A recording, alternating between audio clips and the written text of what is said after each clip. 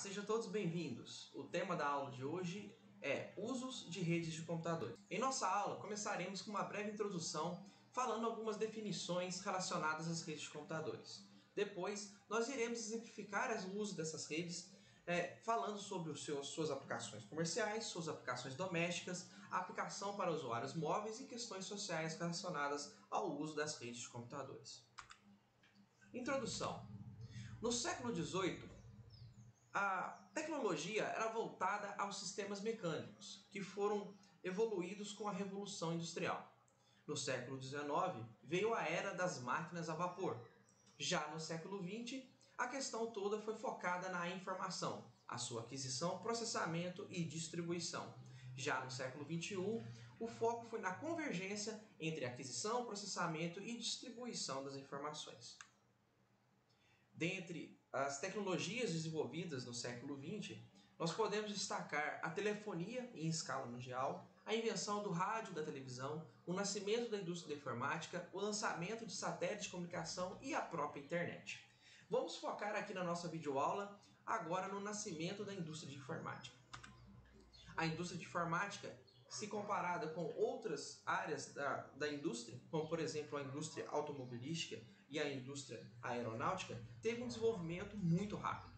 Em apenas 4 décadas, os computadores passaram de grandes máquinas centralizadas em que ocupavam um prédio inteiro, com baixíssimo poder de processamento e com alto custo de aquisição, para computadores pequenos, utilizados na mesa das casas das pessoas, com um poder de processamento enorme se comparado com esses primeiros equipamentos. Além disso, esses primeiros equipamentos gigantescos de alto custo, eles eram offline, sem nenhum tipo de conexão com outros equipamentos do mesmo tipo.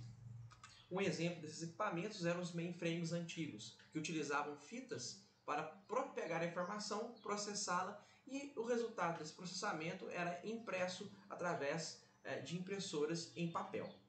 Então, nessa época, nem sequer monitores eram utilizados. Passaram-se 2 décadas e esses sistemas foram todos modernizados. Através do advento dos circuitos integrados, os computadores passaram a ficar pequenos. A ideia de um computador centralizado passou para a utilização de computadores distribuídos para as pessoas. Uma vez que esses computadores ficaram pequenos, o custo de produção diminuiu e o seu poder de processamento aumentou. Sendo assim, a ideia de centralizar o processamento passou para a ideia de distribuir o processamento. Só que distribuir o processamento tem suas vantagens e desvantagens. A desvantagem principal é que você, uma hora ou outra, vai precisar comunicar o que está sendo desenvolvido no computador de um funcionário com o que está sendo desenvolvido com o computador de outro funcionário. Daí veio a necessidade de conectar esses computadores e o surgimento das redes de computadores. E essas 2 décadas finais da indústria da informática, que foram 4 décadas ali de evolução rápida, então nessas 2 últimas décadas, dessas 4, veio marcada pela fusão dos computadores com a comunicação. Então os computadores já passaram a ser fabricados com interfaces para conectá-los uns com os outros. Nós aqui temos um exemplo de uma rede de computador, computadores todos conectados entre si e também conectados com um servidorzinho central. Temos aqui um exemplo de centros de processamento de dados modernos, só para colocar em contraste ali com aqueles mainframes do início da indústria da informática. Aqui a ideia é, na verdade, que vários computadores pequenos, minúsculos, estão conectados através de fibras óticas e outros barramentos de alta velocidade. Então hoje nós temos salas imensas também, só que com um poder de processamento milhares, na casa de milhares, ou até centenas de milhares de vezes maior do que aqueles mainframes. A definição de rede de computadores é um conjunto de computadores autônomos interconectados por uma única tecnologia. Essas tecnologias podem ser, por exemplo, fibras óticas, o fio de cobre, micro-ondas, infravermelho ou satélites. Existem redes de muitos tamanhos, modelos e formatos. Em nossa disciplina, nós estudaremos essas diferenças. E também temos a internet, que nada mais é do que um conjunto de redes interconectadas. Outro termo muito utilizado na literatura é sistemas distribuídos. Sistemas distribuídos nada mais é do que softwares utilizados pelos usuários da rede de computadores que dão a impressão para esses usuários que a rede não existe, ou que ela é muito simples. Ou, para ser mais claro, os sistemas distribuídos ocultam do usuário final, do usuário do sistema, toda a complexidade de uma rede de computadores, todas as conexões que existem nessa rede, todos os equipamentos ativos que existem nessa rede, como por exemplo, roteadores, switches, os outros computadores, servidores, backbones, então todos os equipamentos de hardware e todos os protocolos de redes que nós estudaremos mais para frente são ocultos do usuário com a utilização dos sistemas distribuídos. Para que esse ocultamento, para que essa transparência seja proporcionada, um software chamado middleware é colocado entre a rede e o usuário final. Já quando nós estamos falando de sistemas baseados em redes de computadores, todo esse ocultamento ele não é realizado.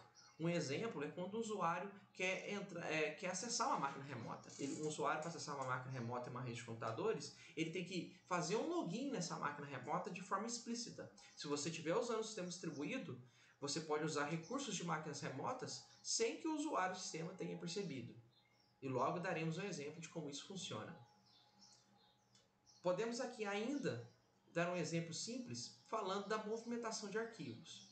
Se você quer movimentar o arquivo do seu computador para o computador do seu colega, utilizando uma rede de computador, é comum que você tenha que, o próprio usuário, você mesmo, tenha que explicitar o arquivo, o endereço do computador e movimentar esse arquivo de um computador para o outro. Quando você usa o sistema distribuído, através de comandos pelo sistema, você não precisa entender o endereço que esse computador está instalado, a rede subjacente e nenhum critério de hardware ou software. Então, o sistema distribuído ele facilita a utilização das redes de computadores. Ele é um software colocado sobre a rede de computadores. Esse software ele causa a impressão que o sistema, na verdade, é um único sistema coerente. Essa expressão é muito utilizada. Um único sistema coerente. Um exemplo de sistema distribuído que nós utilizamos no nosso dia a dia é a World Wide Web, ou simplesmente Web. Tá? Vem da sigla www, é um exemplo de sistema distribuído mais difundido no mundo. A web trata-se de um conjunto de hiperlinks, Você vai clicando em links que são textos, vídeos e áudios e você vai acessando outros links, outros documentos, outras mídias, outros vídeos e que esses recursos eles estão espalhados por vários computadores na internet. Eles não estão centralizados em uma única máquina. E como o usuário ele não tem essa visão de onde realmente todos esses recursos de hiperlink estão localizados, esse sistema é considerado como um sistema distribuído e não um uso puro de rede de computadores propriamente dito. Agora vamos falar um pouco sobre as aplicações comerciais das redes de computadores. As empresas elas utilizam computadores de forma individual. Como eu já falei, como a gente já falou anteriormente aqui nesse vídeo. Os computadores podem ser utilizados em uma empresa, grande ou pequena, para realizar vários trabalhos, como projetar produtos, escrever documentos e gerar folhas de pagamento. Hora ou outra, um funcionário vai precisar acessar informações produzidas por um computador de outro funcionário. Daí a necessidade desses computadores estarem conectados. As redes de computadores possibilitam, então, uma palavra-chave que motiva a sua existência: compartilhamento. O compartilhamento de recursos, de hardware ou compartilhamento de informações. Sendo o compartilhamento de informações, às vezes, até mais importante que o próprio compartilhamento de hardware. É muito comum você utilizar a rede de computadores, por exemplo, falando em hardware, em querer compartilhar impressoras, ou scanners, ou algum dispositivo de hardware. Mas é muito mais comum, atualmente, que as informações sejam compartilhadas em rede. E as informações são a maneira com que as empresas alcançam os seus objetivos, é a forma que elas alcançam o lucro desejado no seu negócio. Então, compartilhamento é a primeira justificativa que a gente tem para a existência das redes de computadores. Tanto compartilhamento de recursos de hardware, como compartilhamento de informações. E neste contexto, existem empresas pequenas, localizadas, por exemplo, num prédio, onde nós podemos colocar uma rede através de um acesso ao Wi-Fi, por exemplo, sem fio, ou até mesmo cabeada, por fibra ótica ou por cabos UTP.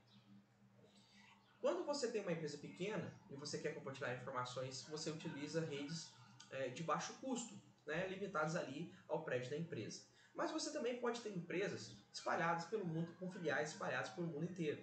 E quando você precisa conectar essas filiais umas com as outras, ficaria muito caro para as empresas, mesmo que de grande porte, explicitamente esticar uma fibra ótica numa empresa localizada em um país para outro, para que essas empresas possam trocar informação. Daí, a forma mais óbvia, né, de você resolver essa questão da distância ao invés de utilizar uma fibra ótica conectada numa empresa a outra, né, em longas distâncias, por exemplo, países, é utilizar a própria internet para fazer essa comunicação. Só que a internet é uma rede pública, como veremos mais à frente, né? Ela é uma rede pública e os dados eles vão passar por diversos computadores até chegar de uma filial para outra, né? Então você vai transferir um arquivo da França para a Alemanha, do Brasil para o Japão. Essa informação pela internet ela vai correr ali vários países, vários roteadores, vários computadores ali no núcleo da rede até chegar de um destino para o outro. Informações de empresas são sensíveis e não podem ser, por exemplo, interceptadas no caminho, porque podem dar prejuízo para a empresa. Então, a preocupação com a transferência segura dessas informações é uma questão muito importante relacionada a esses computadores. E neste contexto, existe um recurso chamado VPN, que é a Virtual Private Network, private é de rede privada, que tem como objetivo simular uma rede local na internet. Basicamente, a VPN proporciona mecanismos de segurança que garantem, né, que esses dados transferidos entre filiais distantes não sejam interceptados por invasores, né, por hackers. E que se for interceptado, que esses dados não consigam ser compreendidos. Então, atualmente, a conexão, né, entre filiais de empresas localizadas em longas distâncias, né, mesmo dentro de uma mesma cidade ou até em países diferentes, é muito comum a utilização de VPNs. Tá? Um estudo mais aprofundado de VPNs será feito posteriormente no nosso curso de redes. Outra questão importante relacionada, né, ao uso comercial é um modelo com que essa comunicação se dá. Né? Então, é muito comum que o compartilhamento de recursos entre vários computadores de uma empresa se dê através de um servidor.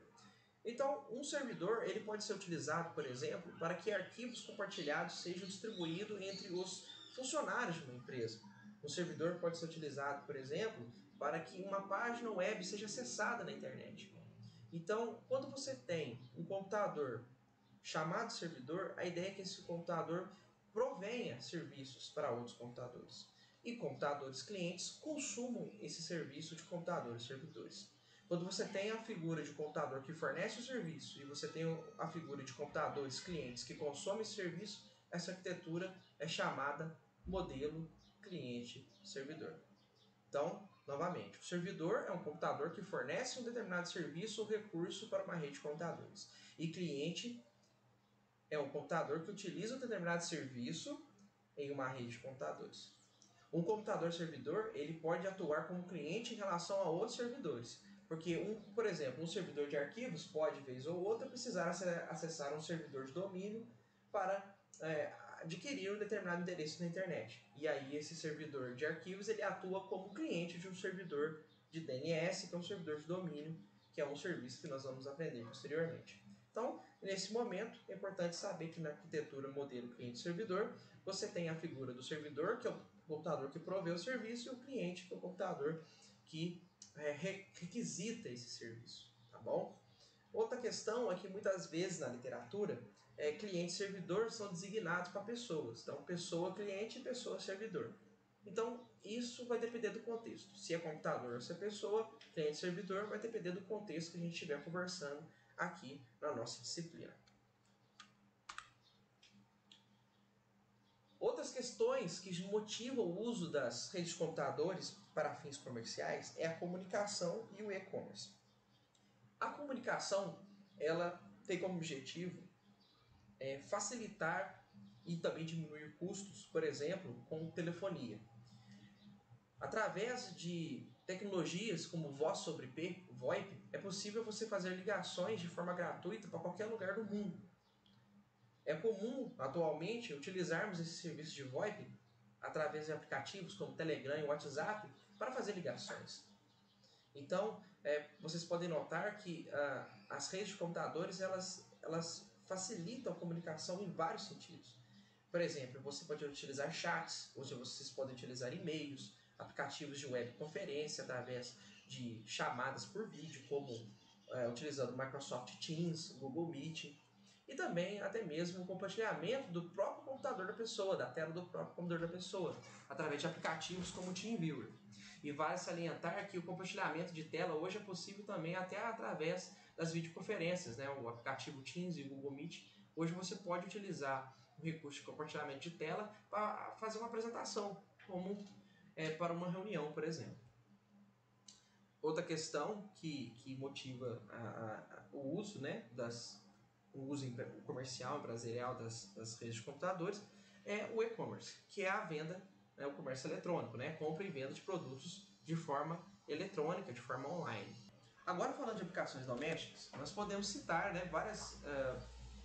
vários métodos de entretenimento utilizados pelos usuários da rede, como por exemplo os jogos, as redes sociais, o IPTV, que é assistir TV pela internet, a troca de arquivos.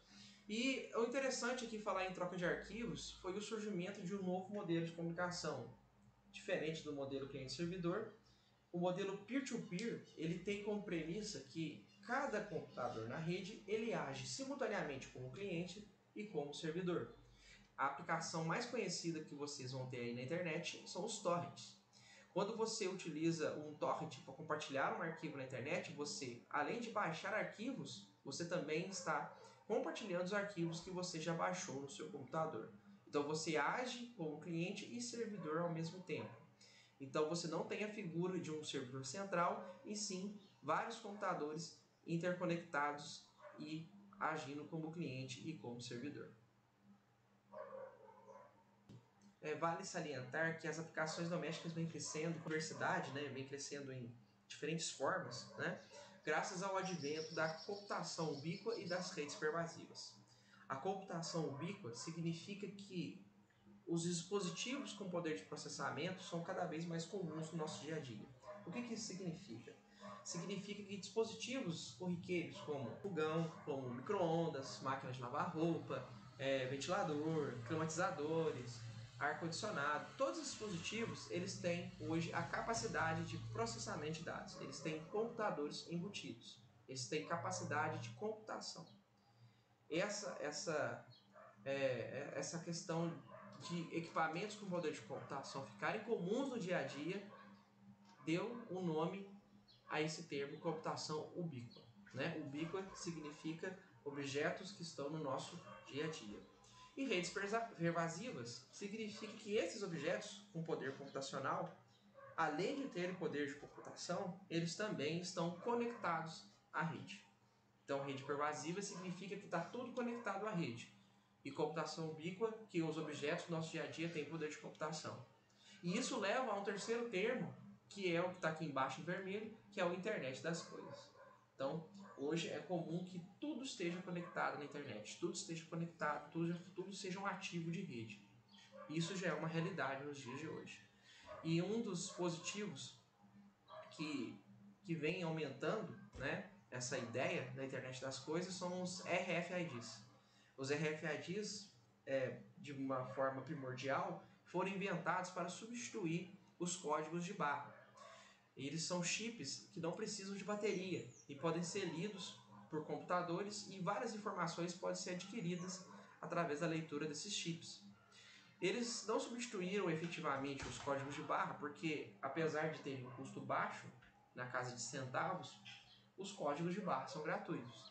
Então, ainda que pouco, né, os RFIDs para a substituição do código de barra, ele tem um impacto na cadeia, né, alimentícia em relação ao produto, em relação ao preço do produto final. Então, os RFIDs hoje eles têm um objetivo mais de identificação de produtos com maior valor, por exemplo. Outra questão relacionada ao uso das redes de computadores foi o aumento da quantidade de usuários de dispositivos móveis. A grande motivação foi que a venda de dispositivos móveis é maior atualmente do que a venda de computadores desktop. Os smartphones são dispositivos quase onipresentes nos dias atuais. O aumento da disponibilidade de acesso à internet por meio das redes de telefonia e móveis e de hotspots também alavancou esse mercado, né? E, além disso, é comum que várias cidades disponibilizem redes públicas para acesso à internet para pessoas que não têm condição de pagar a sua de pagar a internet do seu próprio bolso. Além disso, novos serviços foram acoplados a esses dispositivos móveis, como por exemplo o uso de GPS. E através do GPS, por exemplo, muitas aplicações elas traçam um perfil, muitas aplicações, através da localização de uma determinada pessoa, elas conseguem fornecer dicas, por exemplo, de bares, de comércios que estão ali nas proximidades daquela pessoa, de forma automatizada. O que também possibilita a aparição de uma nova forma de e-commerce, que é o m-commerce, que é o mobile commerce, que trata-se de um comércio que utiliza essa ideia de posicionamento de cada indivíduo para auxiliar no processo de compra e venda de mercadorias. Outro serviço que foi criado através dos dispositivos móveis foi o NFC, o Near Field Communication, que é uma forma de realizar pagamentos online através do seu celular. E além disso, por fim, nós temos as redes sensores sem fio. Dentre as tecnologias que possibilitaram o uso de rede em dispositivos móveis, nós podemos citar aqui as redes de telefonia 3G, 4G e 5G, padrão I3E802.11 ABGIN, que são variações do Wi-Fi, o padrão I3E802.15, que é o Bluetooth, e o padrão de rede sensores sem fio, que é o I3E802.15.4. Nós iremos estudar um pouquinho mais a fundo algumas dessas tecnologias durante o nosso curso. Agora, para finalizar a nossa videoaula de hoje, vamos falar um pouco sobre as questões sociais envolvendo as redes de computadores. A primeira questão é a responsabilidade dos conteúdos publicados. No passado, processos eram abertos contra operadoras de rede em relação ao conteúdo publicado. Então era comum que provedores, por exemplo, de internet fossem processados para serem responsabilizados pelos conteúdos que os seus usuários publicavam na internet. Algo que hoje parece irracional, demorou um pouquinho para que fosse legalizado. E hoje nós temos a noção de que a rede de computador não pode ser vista como uma empresa de TV, jornal e revistas, por exemplo, que tem que ficar ali preocupando com o que é publicado.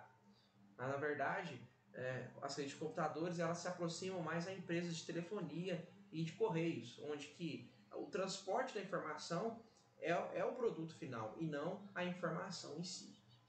Mas mesmo assim, mesmo que essa responsabilidade pelo conteúdo publicado saia das operadoras de rede, que são as responsáveis pelo acesso à rede, coisas ilegais, quando publicadas, elas são punidas ainda pelas leis dos países, mas quem é penalizado não são as operadoras. Quem passou a ser penalizado foram as empresas que controlam os softwares que estão sendo utilizados ou as próprias pessoas individualmente.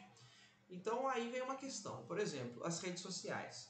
As redes sociais elas foram por muito tempo, essa é uma questão até muito atual, elas não tinham nenhum tipo de censura em relação à publicação de conteúdo pelas pessoas dessa rede. Só que questões como política, sexo e religião são muito sensíveis e até mesmo podem ser ilegais algumas questões relacionadas em alguns países. Além disso, a divulgação de fake news, que são notícias falsas, e o controle dessas divulgações passou a ser algo crítico, que passou a decidir até futuro de países, eleições e coisas desse tipo. Daí, o conflito entre o que é legal e o que é ilegal. O que pode ser censurado pela publicação das redes sociais, pelas próprias redes sociais, e aquilo que não deve ser censurado. Essa discussão, ela paira hoje, nos nossos noticiários de TV e é algo muito complexo. O fato é que as redes sociais vêm sendo, sim, punidas pelos governos quando essas não conseguem, de forma a criar filtros que retirem, por exemplo, notícias que podem até destruir países. Relacionado a essa questão da publicação de conteúdos, existe um termo que é a neutralidade da rede. Esse termo parte da premissa de que tudo que trafega na rede são bits, e por isso os conteúdos e os usuários deveriam não ser diferenciados, tá? Não deveriam ser diferenciados. Então, uma vez que a rede, né, tudo passa a 0 e 1, então deveria ser neutro a questão do que trafega nela. E até por um certo ponto, né, como as operadoras de rede não são responsabilizadas, essa premissa da neutralidade da rede ela existe, né? Mas a neutralidade da rede não significa que as pessoas não podem ser penalizadas pelo aquilo que elas publicam. As operadoras de rede, inclusive, elas têm o costume de priorizar tráfego de grandes pagadores em detrimento de pequenos clientes, por exemplo, na utilização de redes peer-to-peer. As redes peer-to-peer são um tipo de redes que consomem uma largura de banda muito grande. E as operadoras de rede, né, para evitar que o tráfego de rede sobrecarregue, que ela atrapalhe o desempenho de sua rede que ela está vendendo, o desempenho da rede que ela está vendendo, eles costumam priorizar o tráfego dos seus maiores pagadores em detrimento, né, dos pequenos pagadores.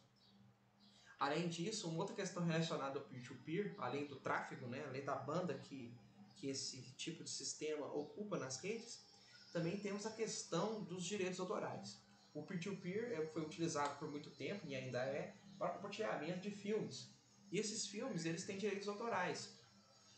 Lá nos Estados Unidos, então, existe um consórcio, né, que é responsável por criar notas de demolição através dessa empresa Digital Millennium Copyright Act, que visa então multar pessoas que compartilham filmes com direitos autorais. Isso é muito comum em Hollywood, acionar essa empresa para que pessoas que estão compartilhando filmes sejam notificadas, multadas e até mesmo presas. É muito comum que empresas operadoras de internet respondam por esse tipo de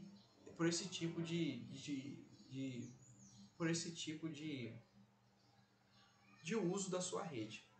É muito comum que as empresas, né, as operadoras de internet, tenham que responder legalmente caso os usuários de sua rede estejam compartilhando produtos que tenham direitos autorais. Então, existe uma preocupação das operadoras, das universidades, das empresas privadas que distribuem internet nas suas redes internas em limitar o tráfego peer-to-peer para que esse tipo de contravenção não ocorra.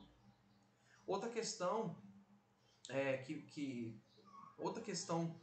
para refletir dentro do que pode e do que não pode ser feito na internet é em relação aos jogos de azar. Alguns países é legalizado os jogos de azar, como por exemplo na Inglaterra. Mas outros países, como no Brasil, por exemplo, isso não é legalizado.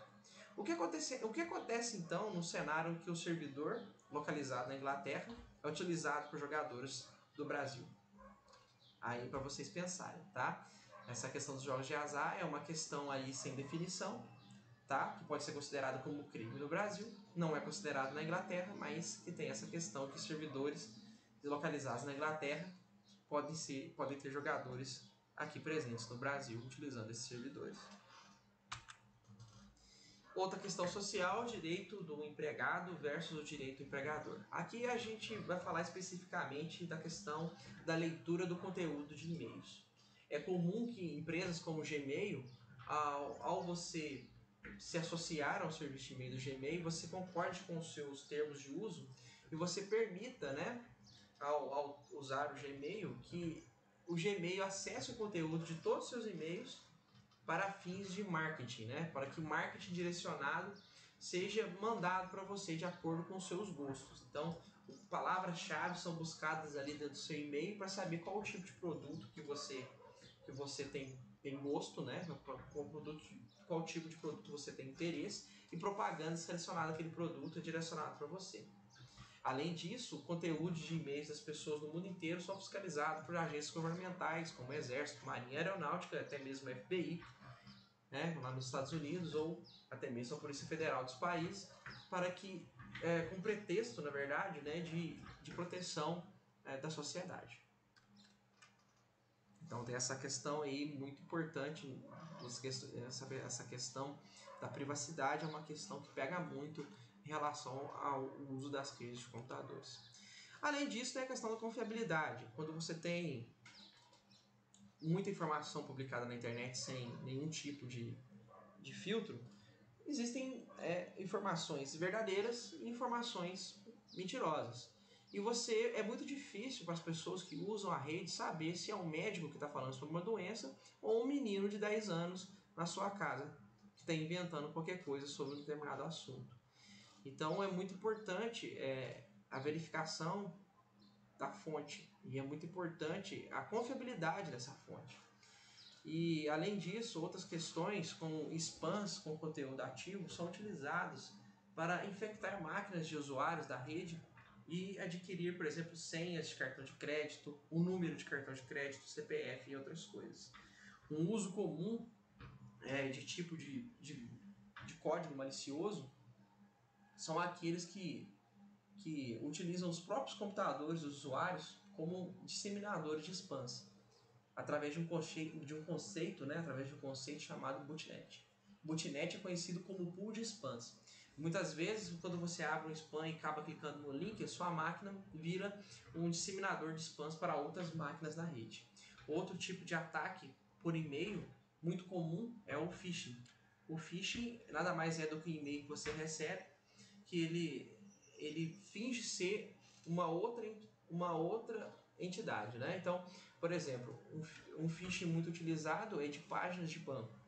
Quando você recebe, por exemplo, um e-mail simulando ser a página do seu banco que você trabalha, e você vai lá e coloca o seu usuário e senha, você pode estar fornecendo para pessoas maliciosas acesso ao seu banco.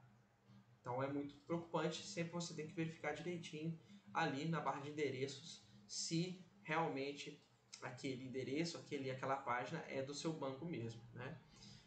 Então, aqui eu citei duas, formas o botnet e o phishing são só duas maneiras de contravenção utilizada na internet. Existem muitas outras, tá? Existem vários tipos de trojans elaborados, vírus utilizados em navegadores, e uma série de coisas aí. Então, essa questão da confiabilidade e segurança é uma questão muito importante dentro das redes de computadores. Algumas soluções podem ser utilizadas e já são bastante estudadas, viu, pessoal? Como, por exemplo, o uso de CAPTCHAs é um teste baseado num teste de Turing que visa diferenciar humanos de máquinas através da leitura de caracteres embaralhados em uma figura, para que a pessoa digite ali caracteres embaralhados em uma figura para que ela prove que não é um robô na internet ali tentando fazer um acesso a um determinado recurso na internet. Outra questão também é a utilização de criptografia e autenticação para utilizar os recursos em rede. O problema é que o custo envolvido nesse processo pode ser alto e os próprios usuários da rede às vezes não estão preocupados com esse tipo de coisa, o que desmotiva a utilização desses recursos em todo o conteúdo que você utiliza na internet. As referências dessa videoaula podem ser encontradas no capítulo 1.1 do livro de redes do Tannenbaum. Muito obrigado a todos, até a nossa próxima videoaula e tchau!